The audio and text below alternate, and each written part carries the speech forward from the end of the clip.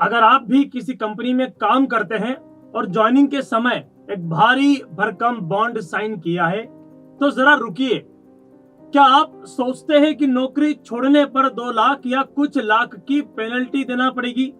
क्या आपको लग रहा है कि ऐसा बॉन्ड कहीं असंवैधानिक तो नहीं, या फिर आप एक कंपनी में एम्प्लॉय होने के बावजूद अपनी एचआर पॉलिसी और अपने अधिकारों को लेकर पूरी तरीके से कंफ्यूज है?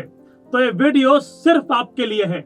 नमस्कार, मेरा नाम अमन ओम है और आप देखना शुरू कर चुके हैं हमारा नया show, the legal Om show.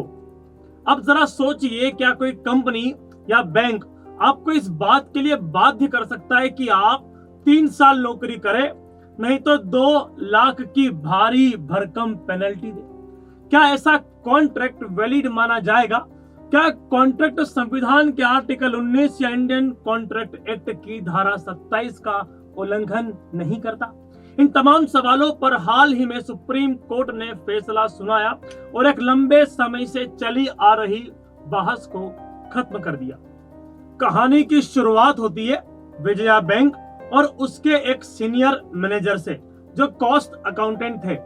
Bank ने उनके साथ एक एम्प्लॉयमेंट बॉन्ड साइन कराया था, जिसमें लिखा था कि यदि वे 3 साल की न्यूनतम सेवा से पहले अगर इस्तीफा देते हैं तो उन्हें 2 लाख रुपए की पेनल्टी देना होगी। मिनिमम सर्विस बॉन्ड उनसे भरवाया गया। पर हुआ ये कि वे महोदय आईडीबीआई बैंक चले गए कोर्ट, जहां पर बॉन्ड की वैलिडिटी को चुनौती दी और अपने 2 लाख वापस मांगे, जो वो पहले ही जमा कर चुके थे। उनका कहना था कि यह बॉन्ड इंडियन कॉन्ट्रैक्ट एक्ट की धारा 27 का साफ उल्लंघन है, क्योंकि ये उन्हें नई नौकरी में जाने से रोकता है।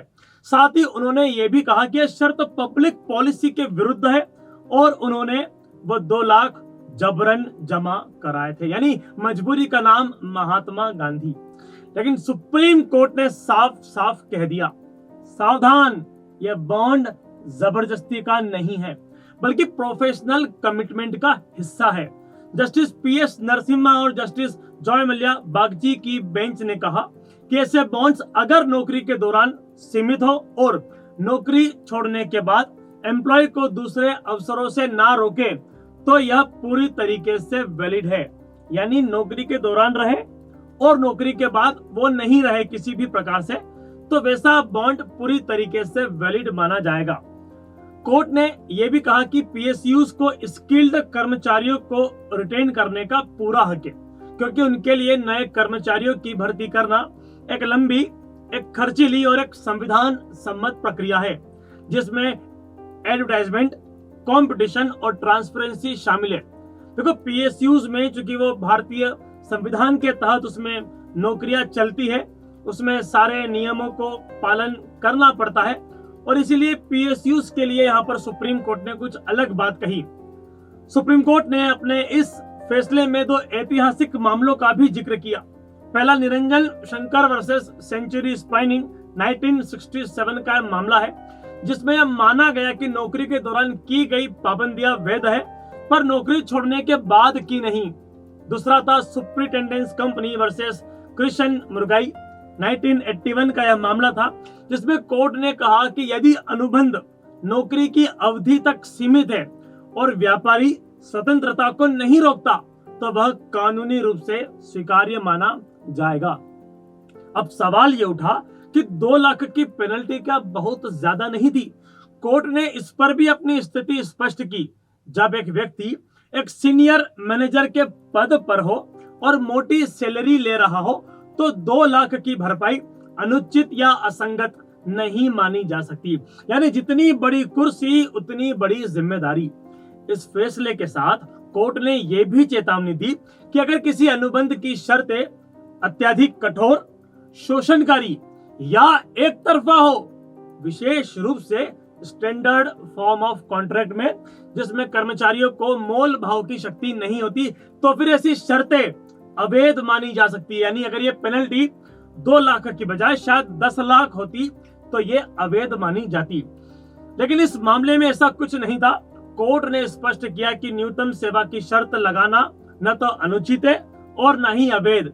यह एक वैध नीति है जो कर्मचारियों की अदला बदली से बचाकर संस्था में स्थायित्व और कार्यकुशलता को बनाए रखती है। यही तो आज की तेज दौड़ती कॉर्पोरेट दुनिया की सच्चाई है। रिटेंशन ही रिटर्न है। तो साथियों, साफ साफ कहे तो सुप्रीम कोर्ट ने एम्प्लॉयमेंट बॉन्ड्स को वैलिड बताया है। शर्त यह है कि वो सेवा अवधि के दौरान ही लागू हो। शर्त यह है कि रेजिग्नेशन के बाद व्यक्ति की आजादी को बाधित ना करे, और अगर पेनल्टी वाजिब है तो कंपनी को अपने नुकसान की भरपाई लेने का पूरा हक है।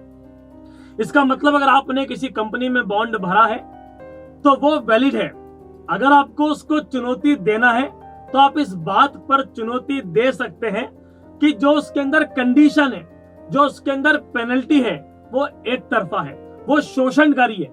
अगर ऐसा कुछ मामला बनता है तो कोर्ट आपकी सहायता कर पाएगा, वरना आपका ये केस आपका एम्प्लॉयर आपसे जीत जाएगा। नमस्कार, मैं अमन ओम पाटीदार।